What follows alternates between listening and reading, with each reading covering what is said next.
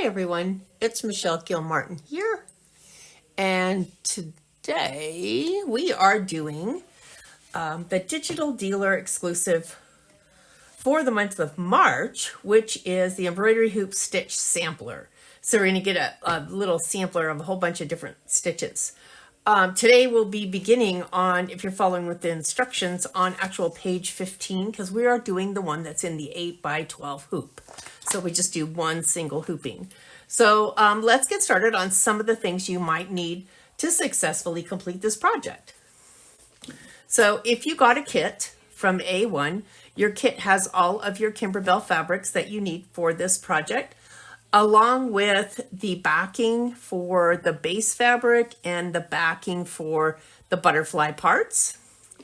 You also got a little hoop to put it in when you're done, and some cutaway stabilizer. And nestled inside that cutaway stabilizer is a piece of clear topping. So you want to check and make sure you don't throw that away by mistake.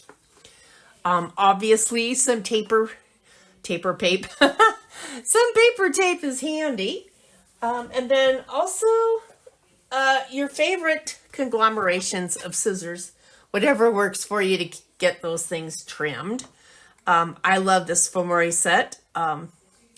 They're fabulous scissors, but they're also purple. So, and then you'll need some thread. So it's a variety of colors, some blues, some greens, some pinks, some burgundy, some peaches, a gray. And then you'll also need a bobbin with water-soluble basting tape. So if you're like me and you throw everything in a drawer, not a good thing if you have the basting tape on a bobbin, because you might end up basting something you mean to sew. So I always keep mine in a very well labeled baggie. We'll need a bobbin of that. I am using a 7511 anti-glue needle today, and I have two full bobbins here of regular bobbin, embroidery bobbin thread. So I'm going to move this to the side, and I am going to pause so that I can move to the right appropriate page, and then we're going to get started. All right, I'm on my little portable pressing station here, and I am going to begin by pressing my backing, my SF101, on the back of my base fabric. And I have my handy dandy little Olissimo steamy little mini iron. I do love this little guy. It's nice because it does fit in your hoop, although my Panasonic does fit in my hoop as well. But this one actually fits right over here on my table, right next to my stitching, using just my little covered TV tray here, my ironing station. And turn it over. Oh, water spit on it there. No worries.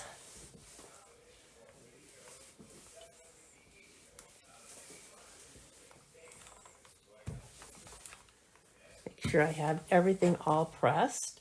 I like to do it from both sides because sometimes you don't notice that it's not quite pressed all the way until you turn it over and you see that you have like a bubble somewhere that's not pressed. So I'm going to go ahead. The other thing that's helpful is when you're working with stuff that's hot like this is when you do the final press, I try to do it on the edge of the ironing board, because that way I can just move to a different place to continue stitching or pressing, because I really don't want to handle it a lot when it's hot.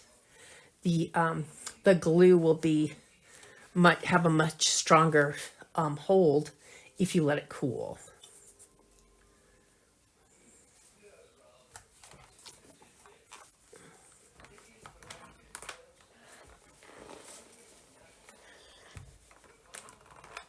I'll get this other side done today.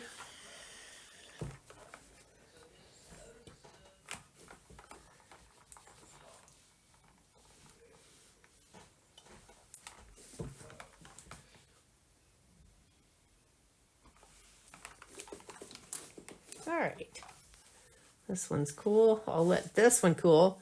These two cool while I go ahead and hoop my cutaway stabilizer in my 8x12 hoop. All right, hoop has my stabilizer hooped in it, and make sure that you locate your topper here and put it in a place where you're not going to lose it. And I will meet you at the machine and we'll get started. All right, the first thing I'm going to do is go to my USB and retrieve my design for this class. This design also came with some SVG files. So that if you wanted to cut, you could cut on your Scan and Cut. And you know, I'm kind of the queen of cutting everything on my Scan and Cut that I can, but it's like the only thing you're going to be cutting here on this one, because they don't want you to cut the heart because it's going to be chenilled.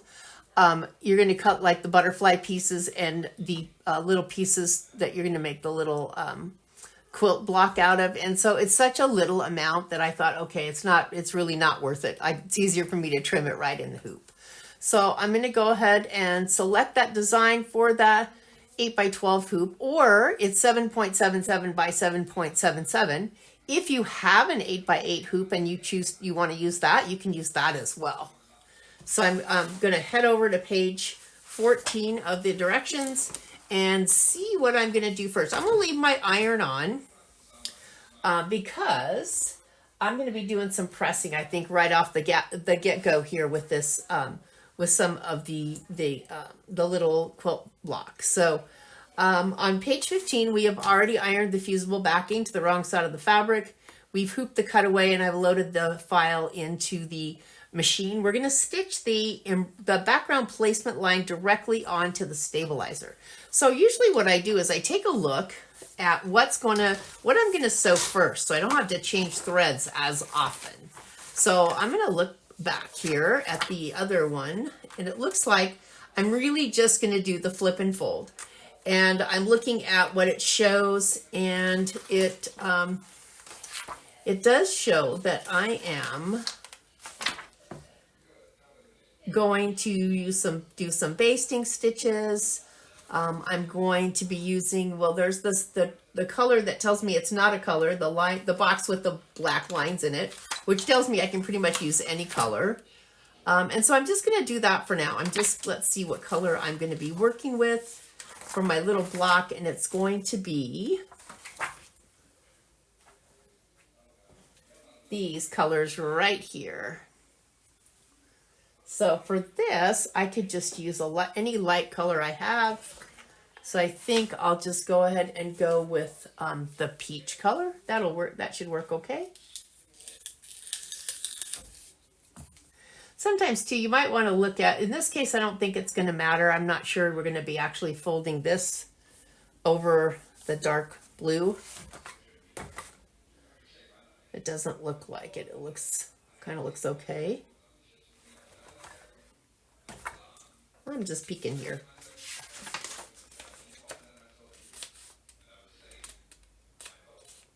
So it looks like this lighter color is really going to be more on this fabric than the other fabric. The reason that I bring that up is sometimes when you have a lighter fabric like this and you have to have it do a seam over the darker fabric, sometimes you might want to back that as well. It's not calling for backing, but I just thought I would check it out. All right, so I am going to go ahead and run color stop number, let's see, put it in embroidery mode, I would know, color stop number 1, which is going to be a placement line. And I'm going to go ahead and put my peach colored thread on.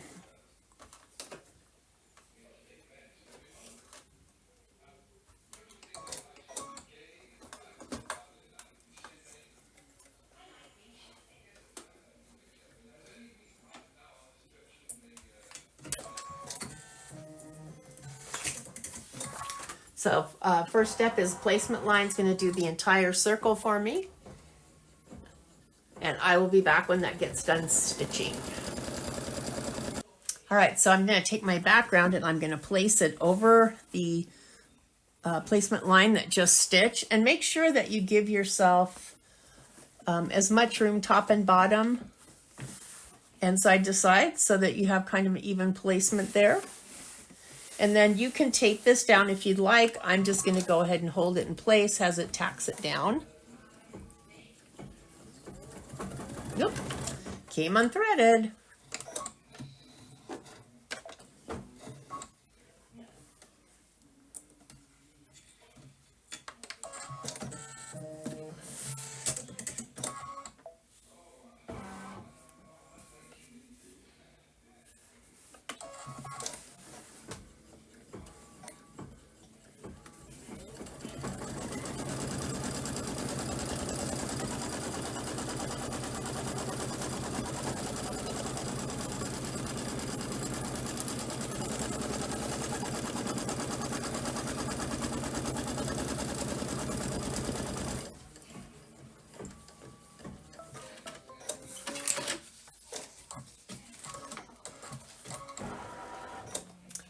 so it looks like the first thing we're going to do is stitch the lower butterfly wings placement line. So let me look and see what color my butterfly is in. And I will change to that thread. All right, so the bottom part of my butterfly wings are what's going to which the placement line is coming first. So I'm going to go ahead and put the dark blue. I was looking at the order of the color changes on the smaller one, the 2 5x7 double hooping, and since this is a different part of the hoop, on the 5x7, I'm like, why am I doing the butterfly wings now? Because I can do them all. All right, so I'm on color stop 3. This is the placement line for the bottom part of my butterfly wings. And if you want to see the pictures on how that goes, because as we're following along the pictures, there's no pictures in the larger size, you can bump over to page 10, and you'll see it for the 5x7, which is the same.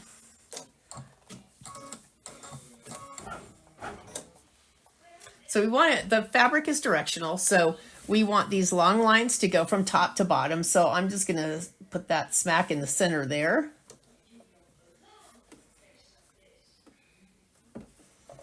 And then I'll do the tack down.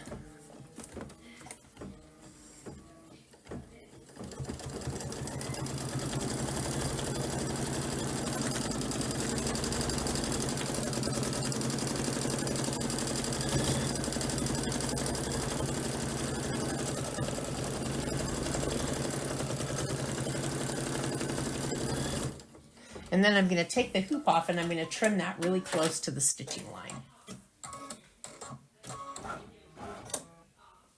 I really like my little double curved femores for trimming inside the hoop. So that's what I'm doing. I'm going to trim all the way up to and not through the stitching line. I find that's easier to do if you don't take big bites with the tips of your scissors. Just take little bites and use the tip. It kind of gives you a little bit better control.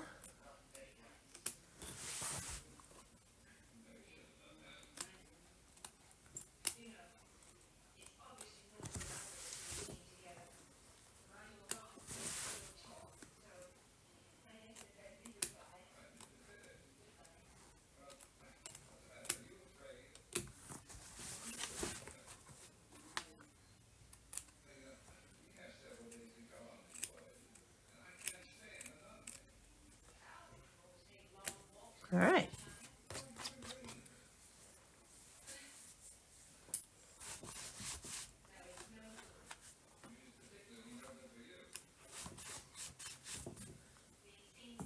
I'm just going to grab a little bit of tape here and grab those little bits off.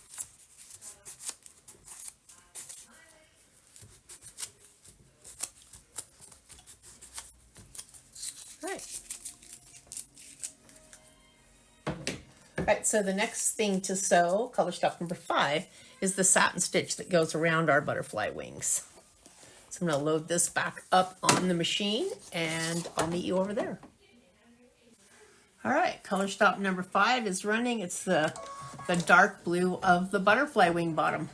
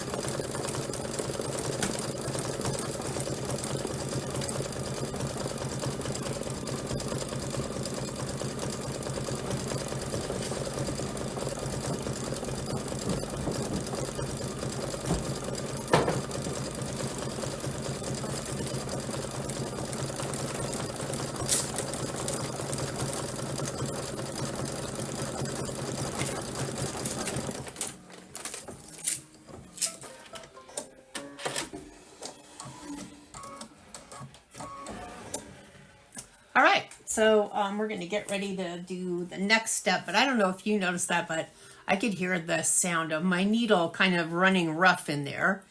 And so I thought it was a pretty new needle, but I'm guessing that it wasn't, because it normally wouldn't make that kind of rough sound.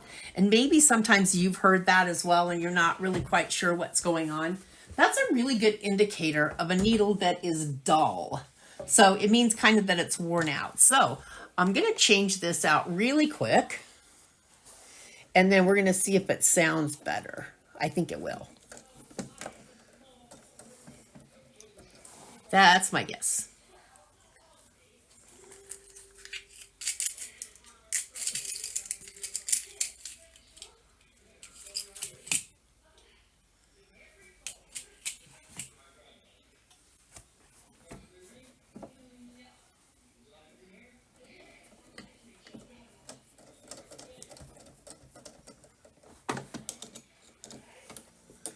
And I always like to give it just a little twist so that I know that it's nice and tight in there and it's not gonna like pop out when I'm stitching.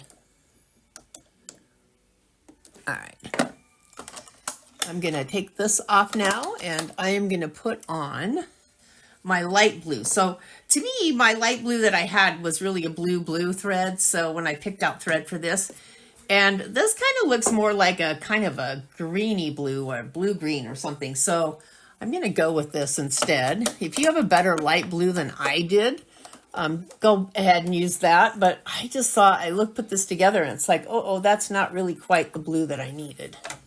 All right. All right, so let's see what it sounds like now. Ooh.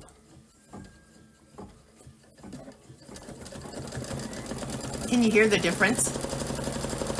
I can. I don't know. Maybe on the video it's not enough that you can hear the difference, but I sure can. So needles don't have to be broken to be done. And, you know, they'll give you like a warning sign that, you know, it starts popping and it starts not sounding quite right to your ears. It's funny how we all get to know our machines after a while, and we know when they don't sound right. Again, you can use tape if you're not quite as much of a daredevil as I am with using my fingers to hold things down.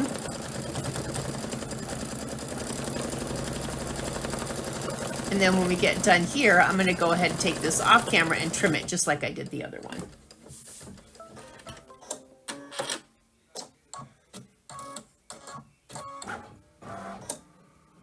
All right, all trimmed and ready to go.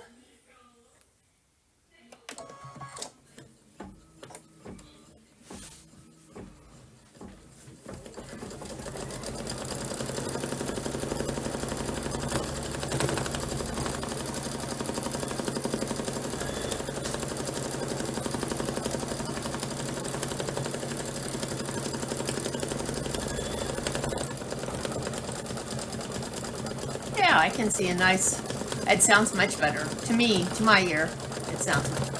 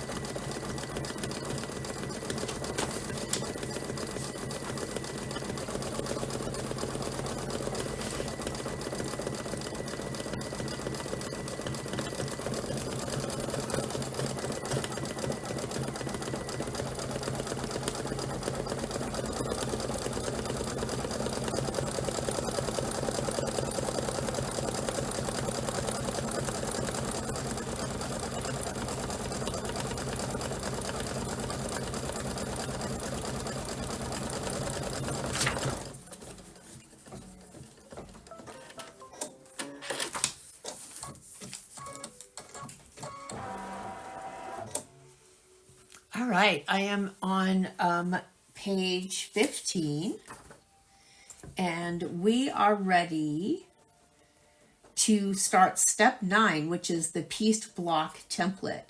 So we are going to stitch out the whole entire template first, and then we'll start piecing our fabric. So I'm going to go ahead and switch to my peach colored thread that matches my fabric for this.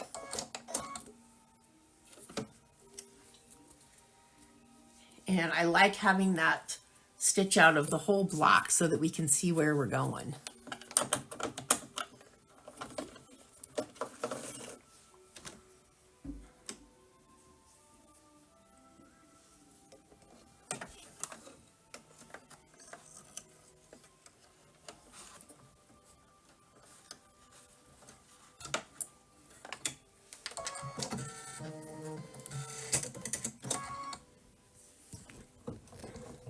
Maybe here would be better. Let's see.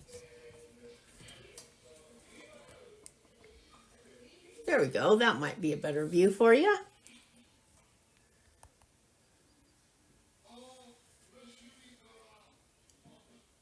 Right. So we are on color stop number 9. It's going to draw out the entire little quilt block thing, or little mini quilt block thing that we're doing here.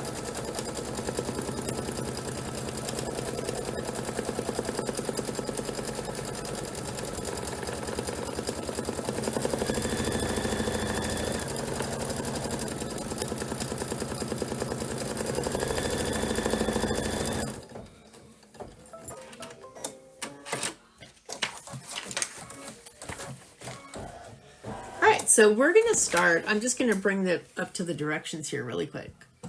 We're going to start by placing piece 1 first. So the if you look at your diagram, there we go. This is color 1 and 4. All right. This is color 2 and 5, and this is color 5 and 6. So we're going to start by placing piece 1 fabric right side up, covering section 1. So that's this down here.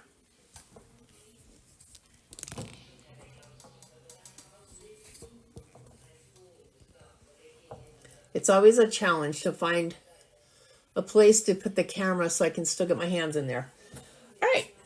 So, and again, you can tape it down if you'd like.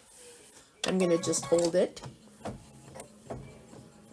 Oh, maybe I'm going to tape it because it's actually just doing a placement line for the next piece, I think. So yeah, I'm going to go ahead and add some tape.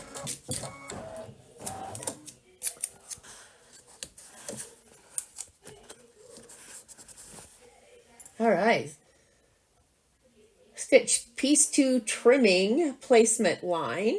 Trim the fabric along the trimming line, and then place piece 2 fabric right side down, centered along the stitch, the line you just did. So let me get that trimmed.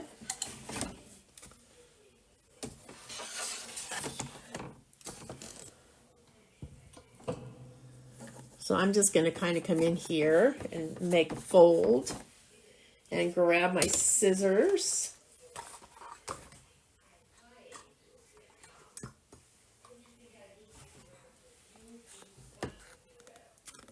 And I'm going to cut right along that fold line, because that fold line is actually a placement line. So it's going to come to the interior to stitch. And then I'm going to place piece 2 centered. So centered means here's my line. I want to center this piece right sides together. It's hard to tell with the blue, but if it had a print or something, you'd be able to tell the difference. And then I'm going to stitch that tack down line.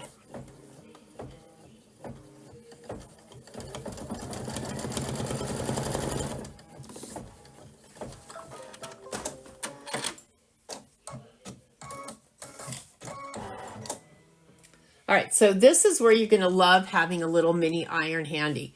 You can just do this and finger press it yourself, but boy, having a little mini iron and a clapper are like your best friend. So let me move this over to my ironing table and we'll take a look at how that works. All right, I'm going to show this up close a little bit. So I always like to press flat first.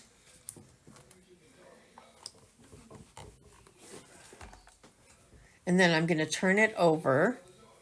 And I'm going to use my finger to kind of start the press line and use my iron. But then when I get done, to make this really sharp, I'm going to put my wooden clapper over it. And then look how nice and flat that is. So I'm going to be doing that for each of the pieces. And I'll remove you right back over to the sewing machine. All right, so the next line to sew is going to be the placement line for over here for the other blue piece.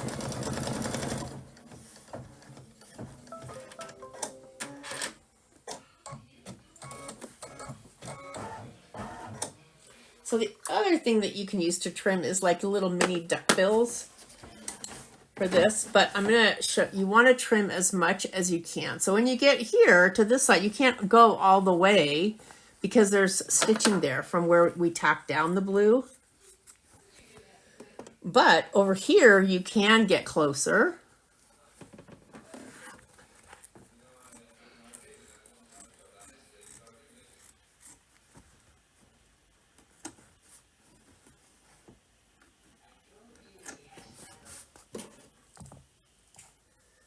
And then this, again, center this piece right sides down on that, in that stitching line. So here's the end of that there, and there's the other end up here. All right, so we're going to do that tack down. And then I'm going to do the same thing I did the last time. I'm going to press it flat, and then I'm going to bring it over and press it, and then use my clapper to set it to really get a nice crisp fold. All right, here we go.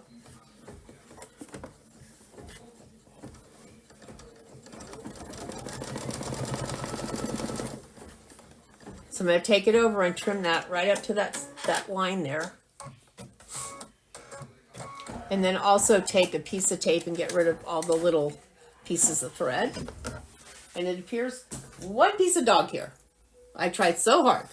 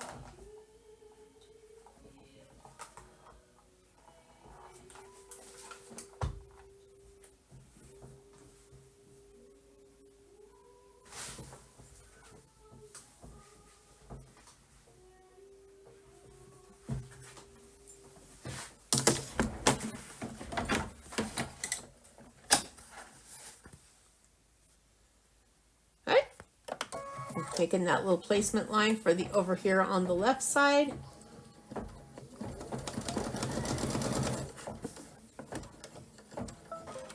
And again, I'm going to go ahead and trim, and you want to trim as much as you can because at the end you're going to end up trimming around the square anyway. But if I found that as I went along, if I could get the most amount of bulk out, I got some really nice corners, and I also didn't have a lot of bulk when I got to the very end. All right, so I'm going to take my light pink and line it up there.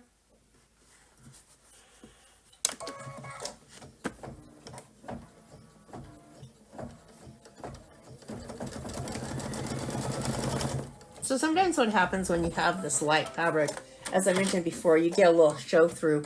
But the only thing you'll struggle with is if you back this with SF101 so that you get no show through, then this gets really thick because you've got, instead of having just the 2 layers of fabric that you have here, you've actually got an extra 2 layers. So you've got 4. And so it gets really bulky really quickly. So if you can get away without having to back it, that's great. It's why it's not included as part of the, the kit. Sometimes I guess if it really bothered you, you might be tempted. But I would say, don't.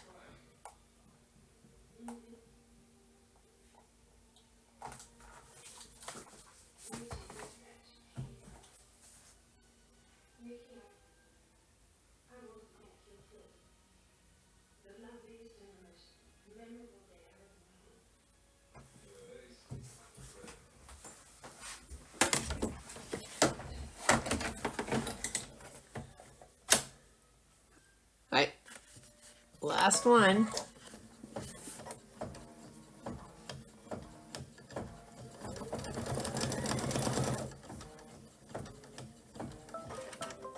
So I'm going to fold that back, clean it up, and put my last piece on.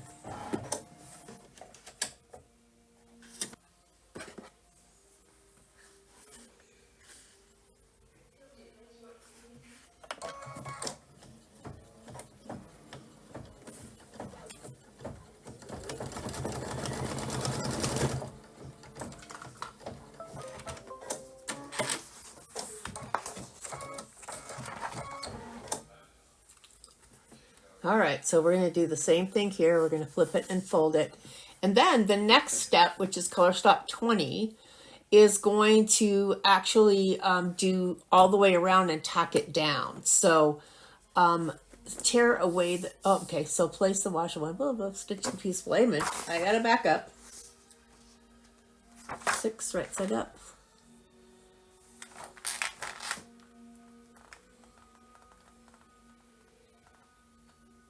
Okay, so let me get this pressed and flipped, and I will be right back. All right, for the next one, grab that piece of topper and go ahead and put it over the top here. And then we're going to stitch the tack down line. And it actually does say to put a little piece of tape on there, and I think I will go ahead and do that.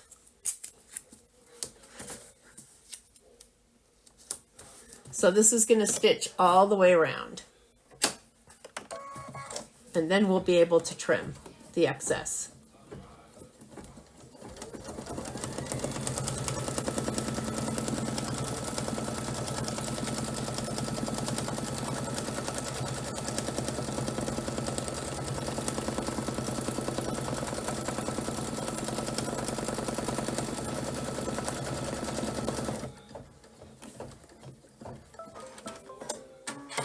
All right. So we're going to take I'm going to take this over to my little ironing table. I'm going to remove the topper, and I'm going to trim as close as I can to this outside edge all the way around without cutting through that line. All right, so it specifically says to tear the topper away from the outside, not the inside. So I'm just going to tear it here. I'm going to leave the inside in until the topper until it tells us to take it off. But we are going to trim all around here. Close to, but not through the stitching line. Okay, this is going to be a satin stitch, so if you have little oobies here at the end, you got to get rid of them. You got to get in there and trim as close as you can.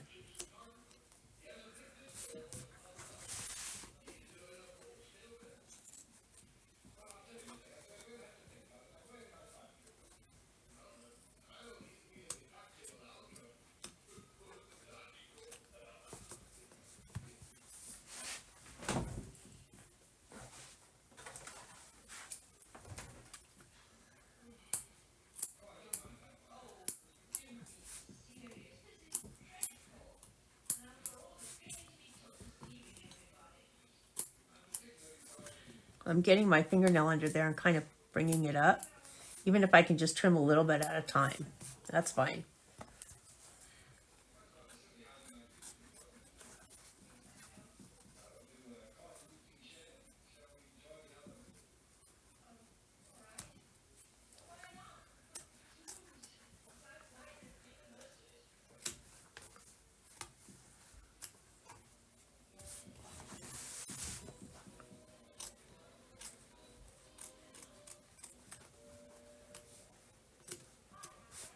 All right.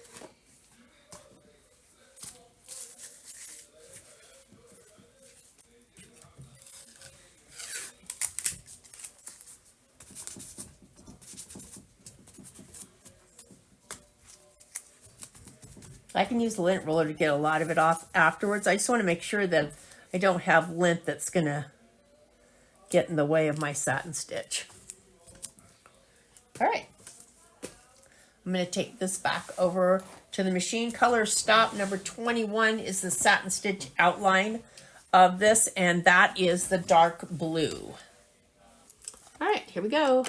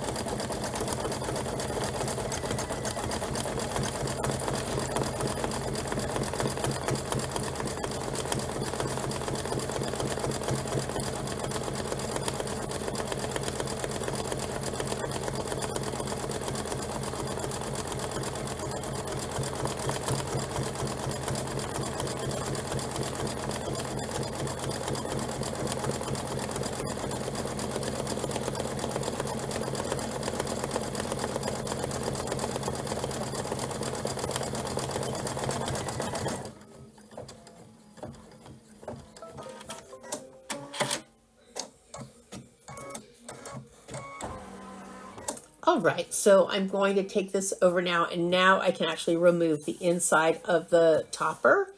And if you have any left over, if it doesn't tear away clean, you can use a Q-tip, you can use a makeup sponge, clean one obviously, anything like that to remove whatever little bits of the wash away topper is left behind when you get done removing it. All right, we are ready for the next step, which is, we are on page 16. We're now on step number 22, which is the leaves and the stem fill. So we have a teal color, kind of a gray teal, I think, to do that. All right, so I've got kind of a greenish gray. I didn't really have a teal-y color, so we are doing the stems. Again, if you're following along with the directions, we are on page 16, step number 22, stitch the leaves and the stems.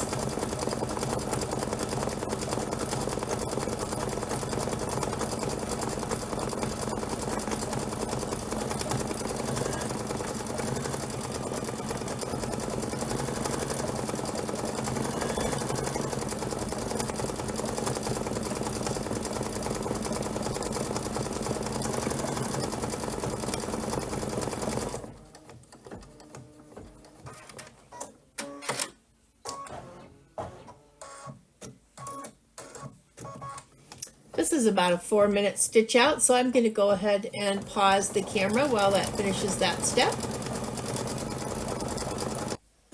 All right, so our green is done, and now comes the really important part.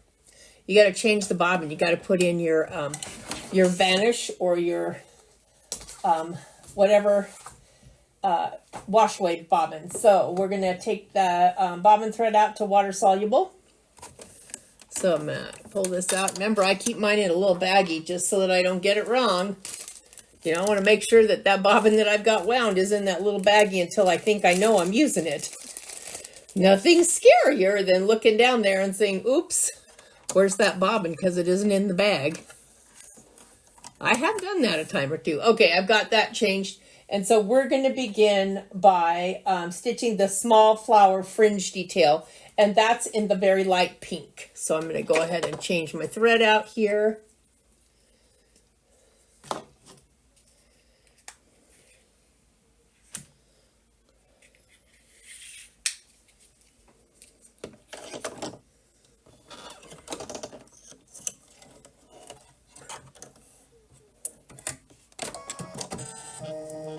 I've got my vanish bobbin in there. And here we go. I love fringy flowers. I think they're really pretty. I think there was just one fringy flower on the last project that I did from Kimberbell. This one's got two. And then we're going to stitch the large flower fringe detail, which is more the peachy orange color.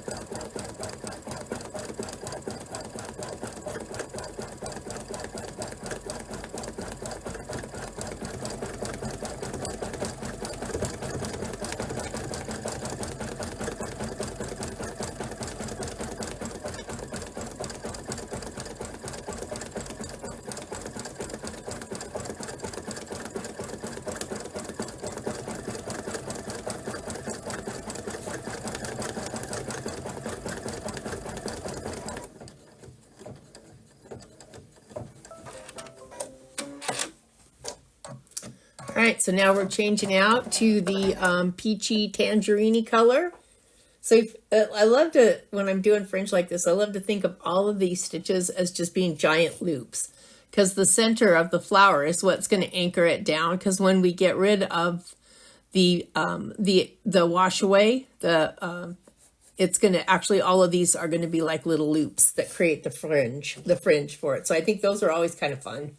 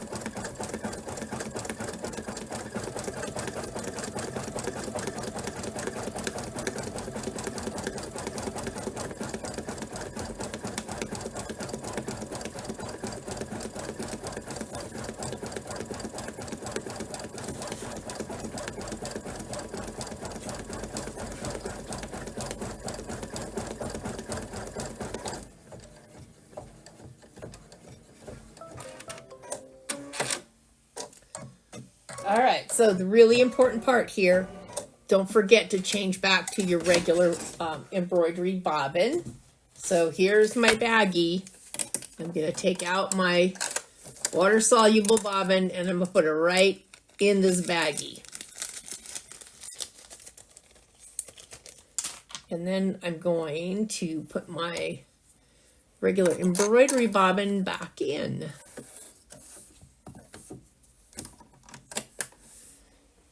All right, so what's my next step here? Let me look at my directions.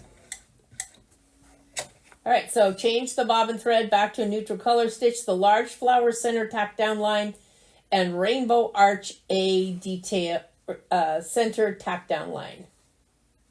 Rainbow arch decorative detail. So light blue is up.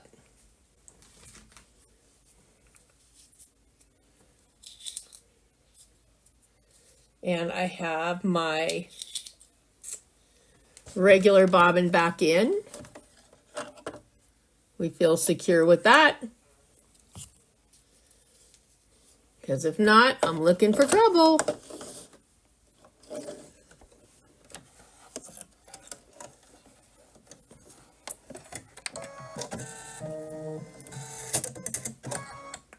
All right, here we go. This is about a 4-minute stitch out. So I'm going to let it stitch for a little bit and then I'm going to pause the camera.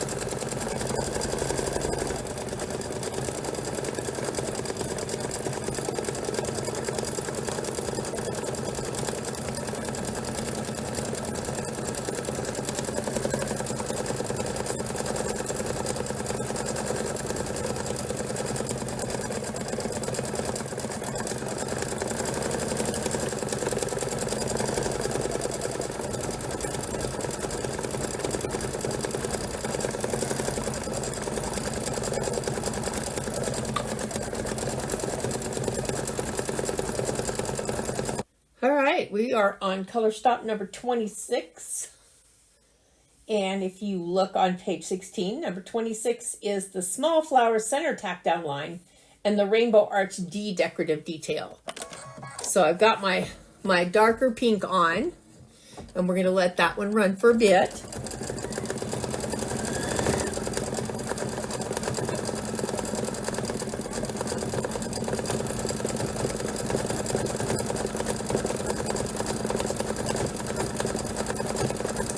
This is going to take a little bit for it to do this and this, so I'm going to pause the camera. All right, we're on number 27. Actually, we're doing the heart placement now. I love the way this jumps around here, so I don't have to change thread as often. So our flowers are done, but our rainbow's not. But we are going to be doing the flower, or the heart, and then we'll come back to that.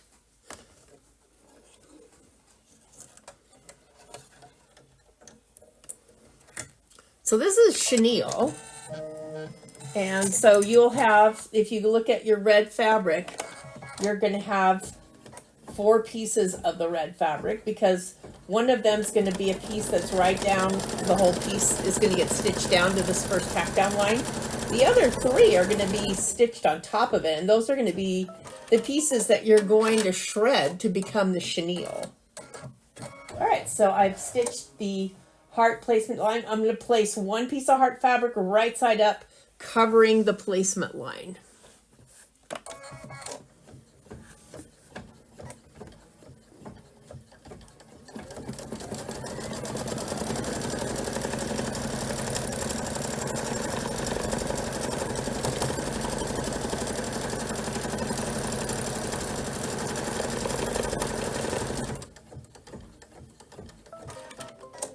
All right, so now step number 28, 29, we did stitch the heart tack down line, trim the fabric close to the stitching line. So this bottom fabric we're going to go ahead and trim.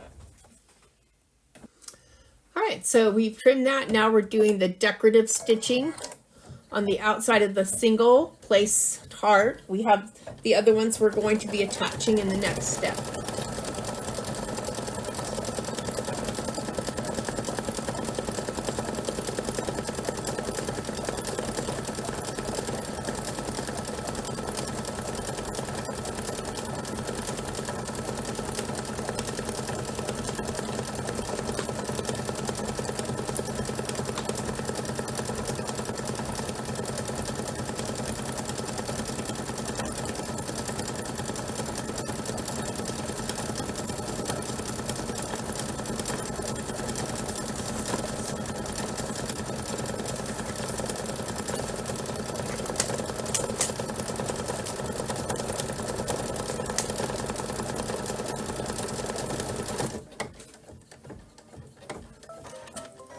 All right, so now that we've done the decorative stitch, we're going to place the remaining 3 heart fabrics right side up, covering the heart, tape them into place if you don't think you can hold them flat, and then we're going to do another tack down line to tack these last 4 pieces down.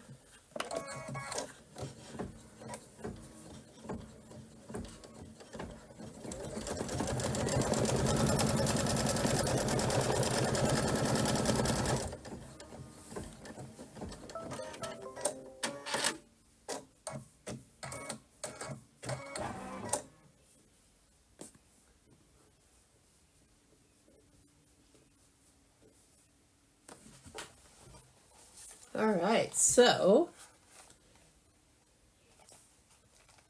we are color stop number 31. All right, my last basting stitches that I did are still in there. My fabric is trimmed, and now I'm going to do the cross stitches, the strips that go across for the chenilling.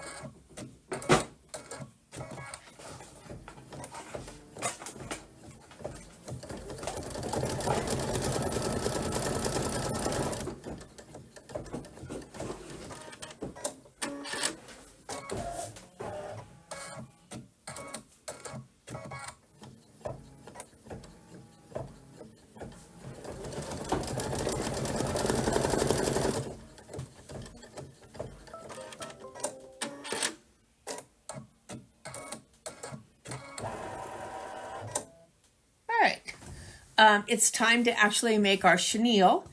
And if you're looking at your directions, you can actually do a lot of this with a seam ripper. And but I'm going to use a couple of chenille tools that you might like. If you decide you like doing chenille, you can hear that I'm trying to get the last chenille out of the blade here.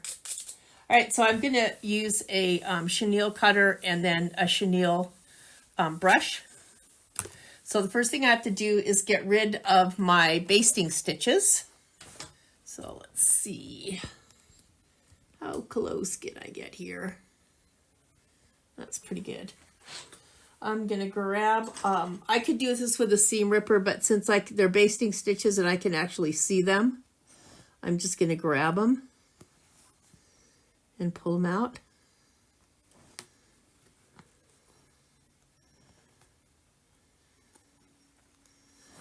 Or actually what I could do is go over to the back where it might be easier for me to see that basting line. Can't see it either way, I guess. I was supposed to put a different color thread in, and normally I don't have to. There's one of them. So maybe that'll start the ball rolling here.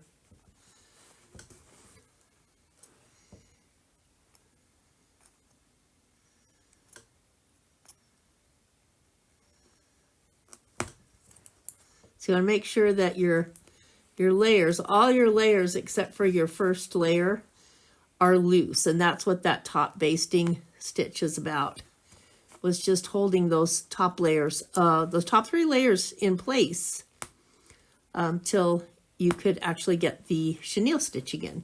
So I'm going to go ahead and remove the rest of these basting stitches. Again, I'm just going to make sure that I have access here, and then I'll be right back. All right, so I'm going to, instead of using a seam ripper, I'm going to use the chenille cutter. So each of these sides here is a little bit different width. So if you look at these, they get, this one's thick, this is a medium, this is a small, this one's extra large, this is large. And that refers to the amount of space between the stitching. So the large is a little too big for this. So I'm going to see if the medium looks like it's going to be a good fit. And then what you can do is turn to get a new edge if you feel like you need a new edge. So I'm just going to turn this 1, 2, and it gives me a little bit of a new, sharper edge. And then you just replace, you don't have to replace the blade that often. They last pretty well. Depends on how much chenille you cut. I'm just trying to get the leftover chenille out from underneath there. Okay. So now instead of using a seam ripper, this works well because I can put it underneath all my layers and then just go straight across. Do you see how fast that was? And I don't have to worry about catching the layer that actually I'm not supposed to catch, the one that's stitched down, because it won't, the bottom flat part won't let me do that. So see how easy that is? So it just cuts through all of them. And then the chenille brush, you just kind of brush, and it gets all of the little shaggy stuff going. I will tell you that this can get pretty messy, but you just give it a good brush, and you'll see that the more I brush, the more chenille-y it gets. Sorry, trying to get a good angle here. There we go. So I'm just going to go back and forth, and it just kind of roughs up that pile, and then I get a real nice chenille look going. So that looks looking pretty chenille-y to me. You can keep going. You can keep shredding until a lot of it comes out, and you end up with it really fuzzy looking. I'm going to stop there, and then you'll see that my brush ends up getting a little bit of the excess in it, so to clean that periodically. Fun look, I think. All right, I'm going to go ahead and dump this over the trash can and get rid of all the excess so that we can continue on. All right, so we got our chenille all cleaned up there, and I swear I just used my favorite thing, which is to use a piece of packing tape after I brushed off what I could get off with my fingers. And so now I've got a nice, somewhat neat piece of fabric there to work with. Anything like this kind of is going to leave a bunch of little debris behind. So let's see what we're on. Color stop number 32. And we are stitching the red work sewing machine detail. This is still, again, with the burgundy thread, so I don't have to change thread yet. This takes a couple of minutes to sew out.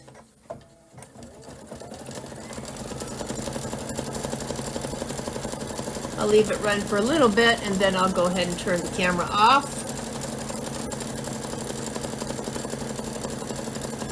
All right, the next section up is the Rainbow Arch B, which is the darker blue. So I'm going to go ahead and put that one on. Oops, sorry about that.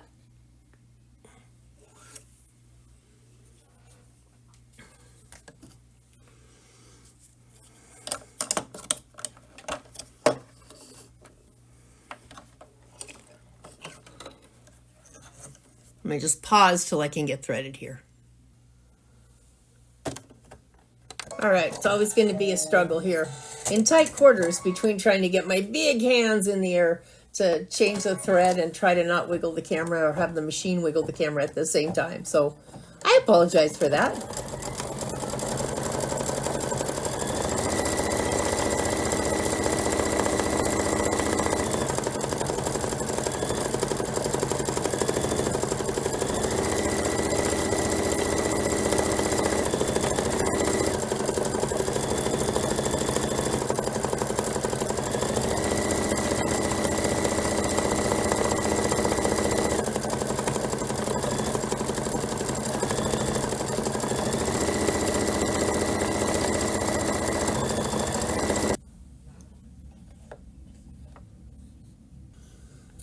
So color stop 33 stitched out. We're on color stop 34, which is the Rainbow Arch C decorative fill. Suggested is the lighter peach color.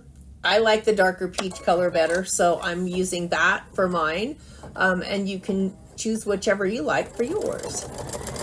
This one's only going to run for about a minute, and then we're going to set up for the last stitching, which is the gray that has all of the text on it,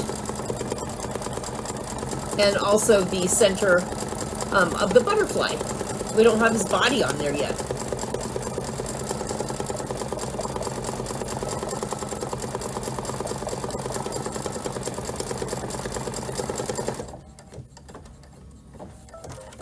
All right, so the last one is going to sew all of the text plus the center of our butterfly here. That is going to run for 8 minutes, so I am going to go ahead and start it off, and then I will be turning the camera to pause, just so you don't watch the needle go up and down for 8 minutes or more. And then we'll be back when it's time to finish this project off.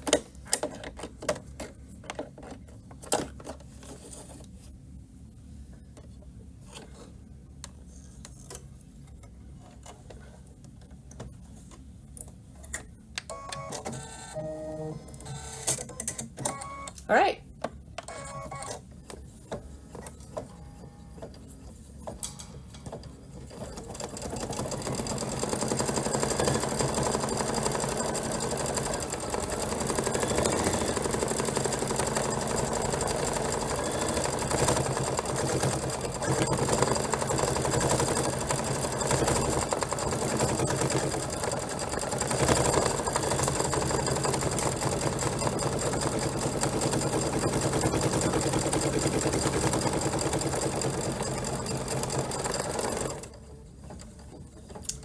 All right, this last color stop number 35 is going to conclude our stitching, and it's going to stitch for like at least 8 minutes with just nothing but the text.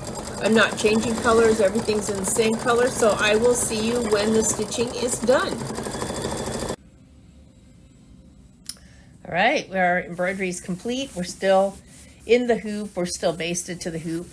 A couple things we're going to do first before we take this out of the hoop. Number one, let's trim a lot of these excess stitches on the back here. You have all these little jumps And what comes in really handy is a pair of nippers with a hook on the end, because then you can kind of grab them and lift them up. So I'm just going to go through here and I'm going to clean up as much as I can.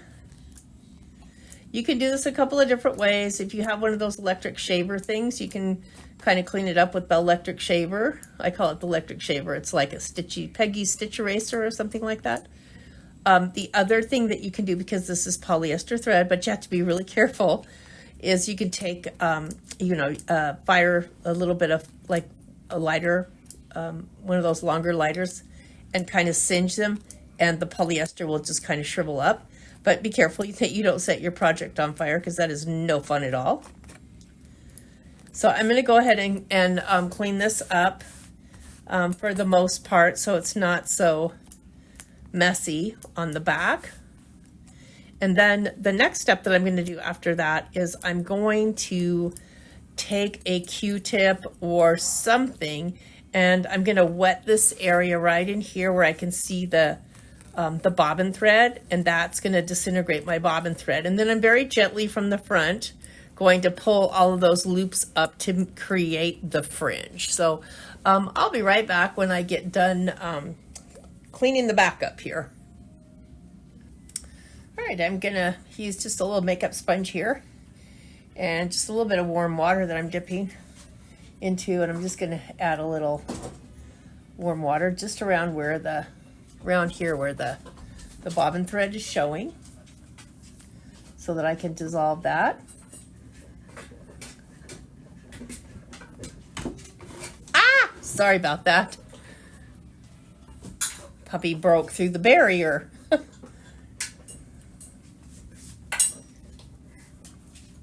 So I'm going to do this on both flowers. Just going to dab a little warm water in there. And I want to dissolve all of the, and you can see that it's already starting over here. Doesn't take very much. I'm trying to hang on to the table as the very rowdy puppy who escaped the barrier is trying to make her presence known. All right, so I'm going to keep working on this. When you get done from the front, you'll be able to just, use a needle or something like that, the point of a needle, or even your fingernail, tip of a pair of shears or something, safety pin, anything to kind of pull those fringes to the front. All right, so I'm going to keep going here.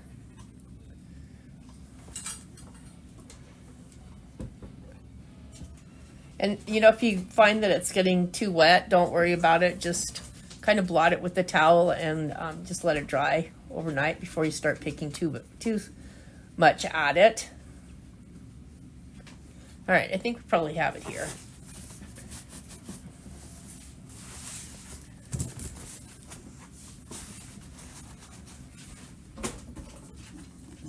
Yep.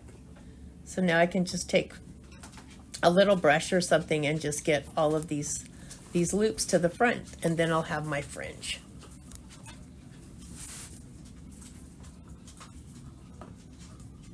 You can see that. All right, so I'm going to go ahead and continue with this and pull all of the little loops to the front, let it dry, and give it a final press too. I'm going to want to press from the back. Even with my chenille, I'll press around the chenille, but I'm going to press this from the back really good against a wool mat and get any excess, there she goes again, any excess, puckers or anything like that out, and then we'll be ready to put it into our hoop. All right, we're at the very last part of our project here. So look at how cute our fringe came out. So after doing this, get a couple more to remove there. Then we're going to remove this from the hoop, and then we're going to trim our stabilizer all the way to that basting line there. But leave your SF-101 and don't cut the fabric. And then we're going to position our outside hoop, the larger part of the hoop, around that basting line and then slide the inner part of the hoop and then push in. And we're going to just pull it so that it fits around. And then if you have to, you can pull some of the basting stitches out. Let's see if I can move it more to this side here. Yeah, I think I'm just going to have to pull my basting stitches out, which is fine. And then tighten it up. I also gave it a really, really good press before I went to hoop it, and I did that by using a wool mat and a clapper, pressing with the embroidery side down into the wool mat, using no steam, pressing really on a kind of a medium to medium high heat, but pushing down on the iron to be able to smooth out any of the puckering that might have occurred. So after this, I'm good to go. I'm going to go ahead and trim all this excess fabric off, and I'm ready to go with my project.